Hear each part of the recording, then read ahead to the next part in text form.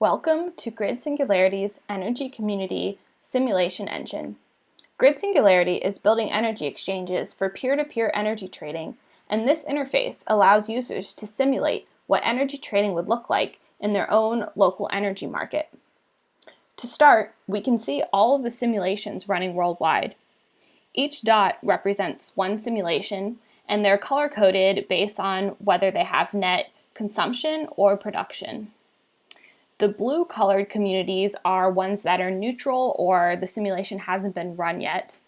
The dots here that are red are communities with a net import or consumption, and the communities that are green have net export or production. So to start simulating what energy trading would look like in my community, I can click to build my community.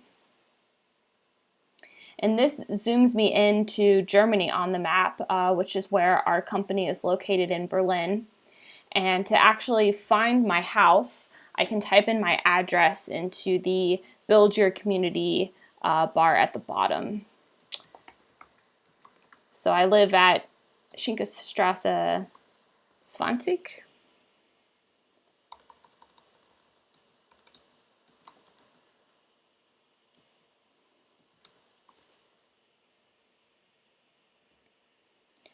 And when I click on my address, it zooms into my neighborhood. And I can actually adjust the map here so that it's 3D, and I can see the shape of the buildings on my street. So I can pick exactly where I live. And as I find this place on the map, it already shows a blue bar here showing neutral consumption for my home. But I have to actually add my home, so I click to add a home. And then here I have the option to choose between a couple different homes in our library. So we've set up some default homes that include different consumption load profiles for different homes using a load modeling tool. So users can pick one that represents their demographic, or you can actually make a custom home. So assuming I know some information about my energy use and assets in my own home, I'll click to add a custom home and call it my home. And that's all I really need to do. There's some more aspects to my home market in the advanced side, but this is not very important. Then I zoom out a little bit and it's asking me to add the assets in my home. So I can add solar PV panels, I can add different consumption load profiles for my home, and I could also add a battery if I have one. So we'll start with the consumption profile. And this is where we have different example profiles for different types of people. And so I can pick one of these. Let's see. I'll pick family with 2 children and a job. And this is a profile that we've uploaded from a load generator tool, and it's actually cited in the information hover here. And so I can add that load to my home. If I look in the advanced column, I can see the exact profile that was uploaded. So if I actually have my own load profile from my smart meter, I could upload it here to model my exact energy consumption. And then there's some more information about the buying and selling rate, and this has to do with the strategy of how the load would trade, but it's all fit to defaults that will work for most users. So I just click save, and then you can see I have my home and I have one load asset in my home. So let's say, for example, that I also have a PV or a solar profile, and I can click here and find a PV that represents the general area that I'm from. So let's pick this one in Berlin. Next, I want to add a home that represents my neighbor who I want to trade with. So zooming in, let's pick where my neighbor lives. And then I can add a home to represent my neighbor. And for example, I don't know as much about my neighbor, but I know they're a retired couple, so I'll pick this home as an example.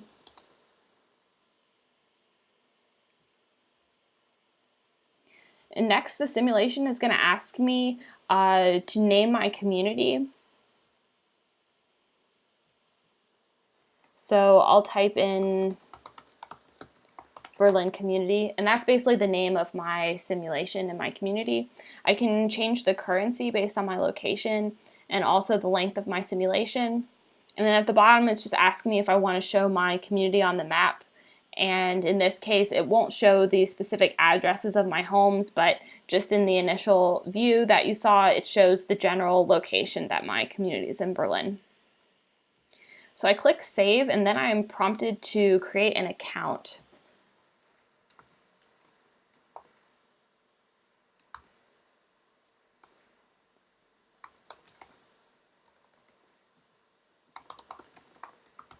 So I'm typing in my email here, as well as the password. And then it's asking me what I'll use my map for. So I can pick whether I'm an energy community or if I'm a vendor or a grid operator.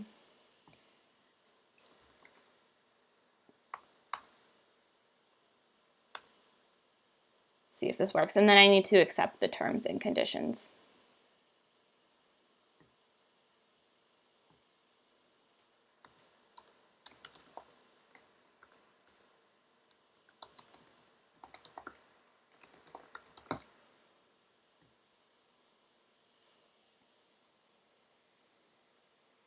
Great, and signing up is important because now it allows me to save my community in my account, and I can see that I can already run my simulation. So once you're logged into your account, just to orient you, I have my account name here where I can edit my password, and then I'm currently inside my community, but if I wanted to see other communities, then I could actually click to close this community, but we'll do that later. So let me add one more aspect to my community. Let's say that there is a community energy storage that I want to model. So I can click here to add an asset, and then I just go to storages, and I can add a Tesla Powerwall that's in my community. So now I've simulated at least 3 trading partners in my community, and this ring automatically appears around my community to kind of show where it's located, but I can continue to build additional neighbors or houses outside the circle, and it will just expand to cover it. And then I can also click on the individual homes. I just go here and click edit if I want to look at what's inside the home and to change the different assets there. And then I can also click, there's 2 different settings on the ring. So the first one is the community settings, and this is the settings for my entire simulation or energy community. And then I can click here to see all the different assets inside my community, and I can even edit my community in terms of the simulation length. The second button here is the grid market. And so this is how I would model my connection to the utility or the wider grid. So assuming I'm trading locally in my community, but then any energy that I can't produce for myself, I would buy from the grid market, or I would sell excess PV there. And so there's really nothing that needs to be changed here for most users, but in the advanced section, you can configure actually the utility rate of your grid. And you can also configure if it's a net metering scenario, if there's actually a buying rate that you sell to the utility for, or if you can only buy from the utility and you can't actually sell back to the grid. So just closing here, and then I can go ahead and run my simulation. Once I click run, the side panel opens where I can start to see some of the initial results in my community.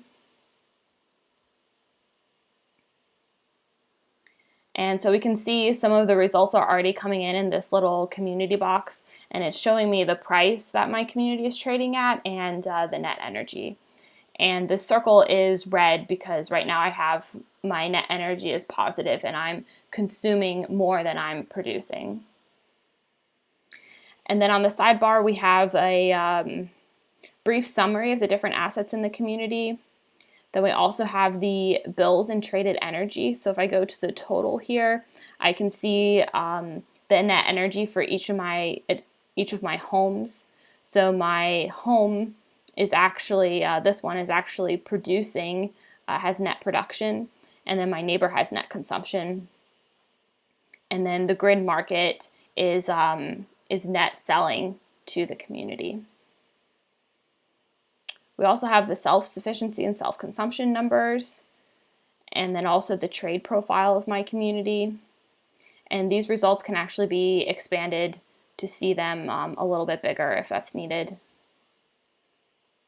If I click here on net energy, I can see the net consumption or production of my community. So we can see here it's mostly consuming.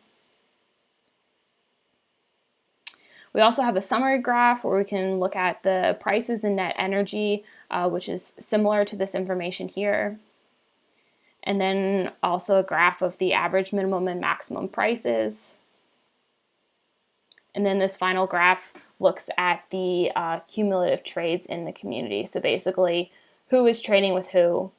And we can see this teal color, the grid market, is selling mostly to my neighbor. And then my home, which is in purple, is selling a little bit to my neighbor and then also to the Powerwall energy storage.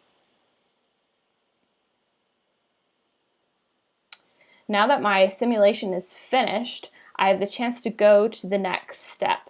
So we have bring your simulation closer to reality.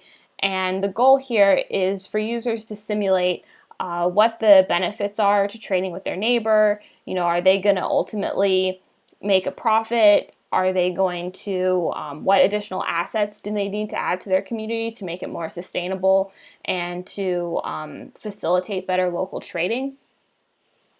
But once the user has optimized this, and we plan to add more tools in order to make these numbers closer and closer to reality, then the next step is actually to connect these assets to their real-life digital twins, and that's why we have information on this next step. So if I'm interested, I can click here.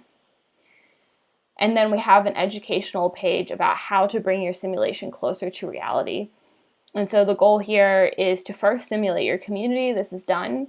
And then the next is to actually connect your assets to their live data stream. So this is part of what we offer as part of our Canary Test Network to simulate energy communities by connecting to live smart meters and then reading that data directly into a simulation environment. And then the third step is to actually launch your energy community. We have some additional information on the bottom, educational resources, and if you want to contact us on how to go through these next steps, this link here goes to our community Slack. So you can join our Slack community there and discuss with us what these next steps are. And in many cases, it is really dependent on local regulation. So that's what some of these educational resources are about.